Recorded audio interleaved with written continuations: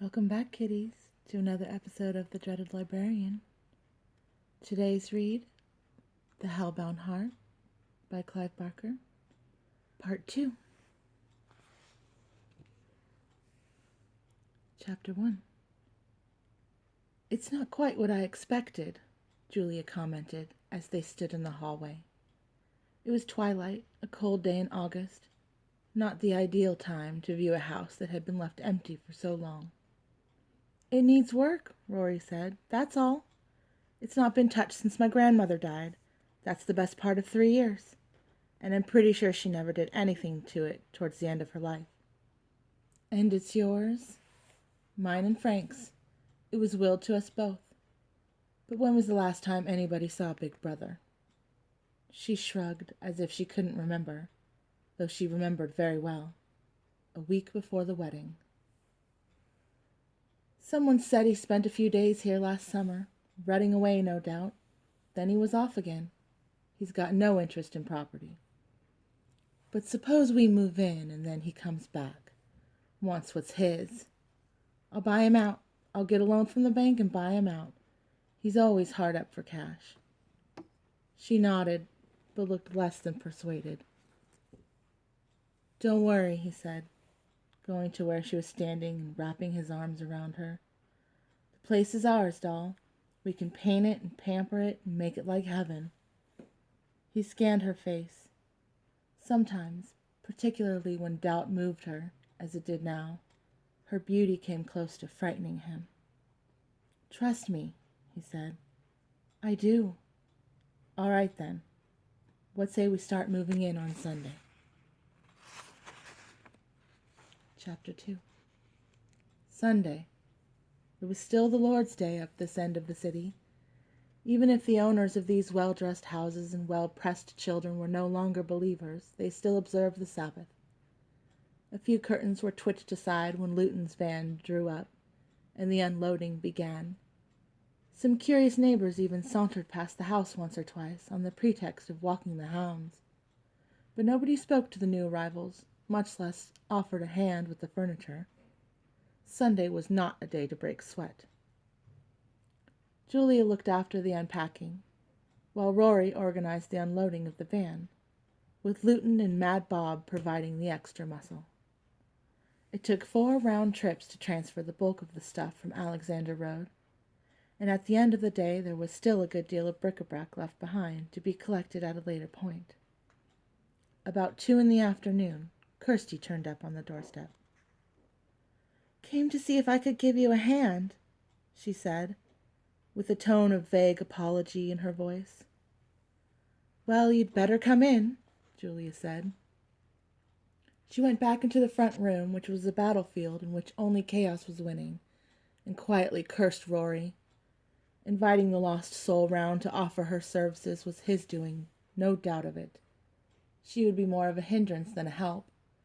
Her dreamy, perpetually defeated manner set Julia's teeth on edge.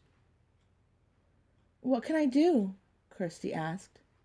"Rory said—" "Yes," said Julia. "I'm sure he did." "Where is he? Rory, I mean." "Gone back for another van load to add to the misery." "Oh." Julia softened her expression. "You know, it's very sweet of you," she said, "to come round like this, but I don't think there's much you can do just at the moment." Kirsty flushed slightly. Dreamy she was, but not stupid.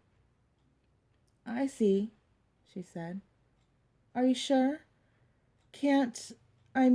Maybe I could make a cup of coffee for you." "Coffee," said Julia. The thought of it made her realize just how parched her throat had become. "Yes," she conceded, "that's not a bad idea." The coffee-making was not without its minor traumas. No task Kirsty undertook was ever entirely simple.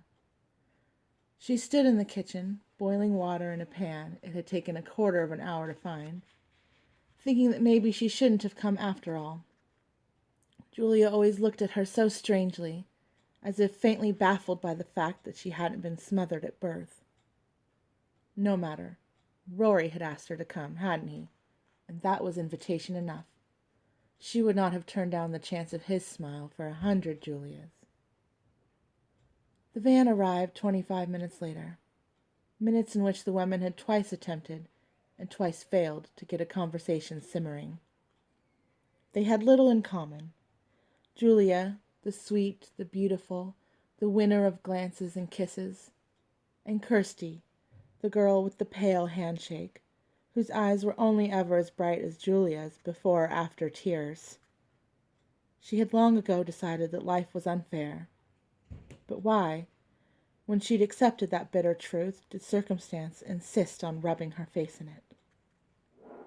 She surreptitiously watched Julia as she worked, and it seemed to Kirsty that the woman was incapable of ugliness. Every gesture, a stray hair brushed from the eyes with the back of the hand, dust blown from a favorite cup, all were infused with such effortless grace. Seeing it, she understood Rory's dog-like adulation, and understanding it, despaired afresh. He came in at last, squinting and sweaty. The afternoon sun was fierce. He grinned at her, parading the ragged line of his front teeth that she had first found so irresistible. "I'm glad you could come," he said. "Happy to help," she replied, but he had already looked away at Julia. "How's it going?" "I'm losing my mind," she told him. "Well, now you can rest from your labors," he said. "We brought the bed this trip." He gave her a conspiratorial wink, but she didn't respond. "Can I help with unloading?" Kirsty offered.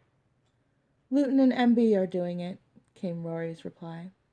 "Oh, but I'd give an arm and a leg for a cup of tea." "We haven't found the tea," Julia told him. "Oh, maybe a coffee then." "Right," said Kirsty. "And for the other two?" "They'd kill for a cup." Kirsty went back to the kitchen, filled the small pan to near brimming, and set it back on the stove. From the hallway she heard Rory supervising the next unloading. It was the bed, the bridal bed, though she tried very hard to keep the thought of his embracing Julia out of her mind, she could not. As she stared into the water, and it simmered and steamed and finally boiled, the same painful images of their pleasure came back and back. Chapter 3. While the trio were away, gathering the fourth and final load of the day, Julia lost her temper with the unpacking. It was a disaster, she said. Everything had been parceled up and put into the tea chests in the wrong order. She was having to disinter perfectly useless items to get access to the bare necessities. Kirsty kept her silence, and her place in the kitchen, washing the soiled cups. Cursing louder, Julia left the chaos and went out for a cigarette on the front step. She leaned against the open door and breathed the pollen-gilded air. Already, though it was only the 21st of August, the afternoon was tinged with a smoky scent that heralded autumn. She had lost track of how fast the day had gone, for as she stood there, a bell began to ring for evensong, the run of chimes rising and falling in lazy waves. The sound was reassuring. It made her think of her childhood, though not that she could remember of any particular day or place, simply of being young, of mystery. It was 4 years since she'd last stepped into a church, the day of her marriage to Rory, in fact.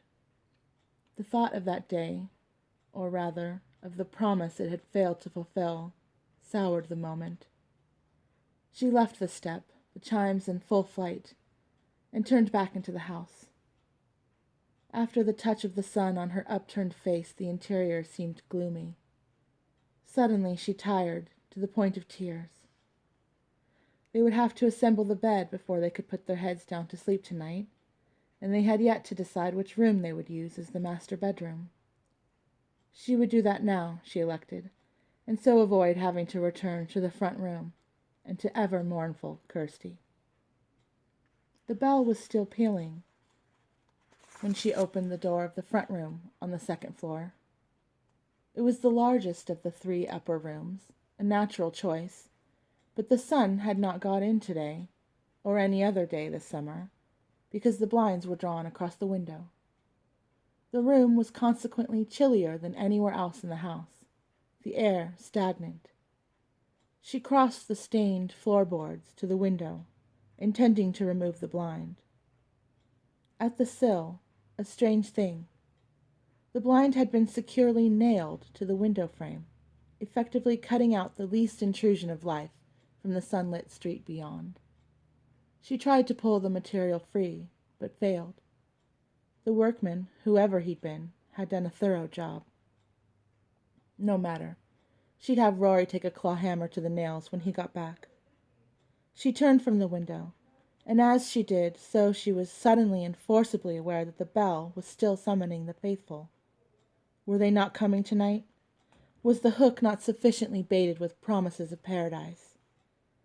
The thought was only half alive. It withered in moments. But the bell rolled on, reverberating around the room. Her limbs, already aching with fatigue, seemed dragged down further by each peal. Her head throbbed intolerably. The room was hateful, she decided. It was stale and its benighted walls clammy. Despite its size, she would not let Rory persuade her into using it as the master bedroom. Let it rot. She started toward the door, but as she came within a yard of it, the corners of the room seemed to creak, and the door slammed. Her nerves jangled. It was all she could do to prevent herself from sobbing. Instead, she simply said, "Go to hell," and snatched at the handle. It turned easily. Why should it not? Yet she was relieved. And the door swung open. From the hall below, a splash of warmth and ochre light. She closed the door behind her, and, with a queer satisfaction, the root of which she couldn't or wouldn't fathom, turned the key in the lock. As she did so, the bell stopped. Chapter 4. But it's the biggest of the rooms. I don't like it, Rory. It's damp. We can use the back room. If we can get the bloody bed through the door. Of course we can. You know we can. Seems a waste of a good room, he protested, knowing full well that this was a fait accompli. Mother knows best, she told him, and smiled at him with eyes whose luster was far from maternal. This has been part 2 of The Hellbound Heart by Clive Barker. Thank you for watching The Dreaded Librarian. Please make sure to like and subscribe. And if there's something you'd like me to read, comment below. Make sure to tune in next time for the next part of The Hellbound Heart. And until next time, sleep well.